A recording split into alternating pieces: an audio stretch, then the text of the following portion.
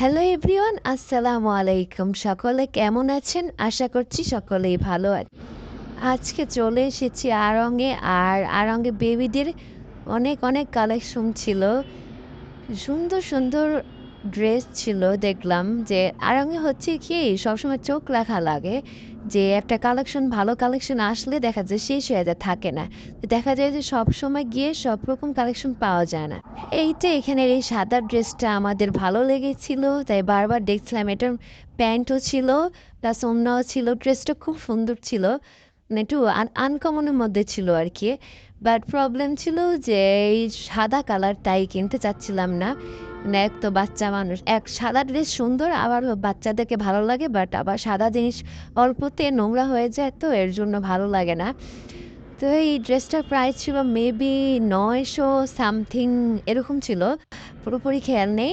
এই তো আমরা ঘুরে ঘুরে দেখছিলাম আরও ড্রেস, যে কোনোটা যদি ভালো লেগে যায় তাহলে নিয়ে নিব। এই জামাটা ছিল একটু পাঞ্জাবি স্টাইলে, আর এইটা এখানে কিছু ফ্রক ছিল। আমার কাছে আড়ংয়ের স্কার্টগুলো ভালো লাগে, আর হচ্ছে কিছু সারারা গারা এই স্টাইলের ড্রেসগুলো ভালো লাগে। আর এতে এই সাইডটাতে ছিল সব স্কার্ট, সুন্দর সুন্দর স্কার্ট ছিল।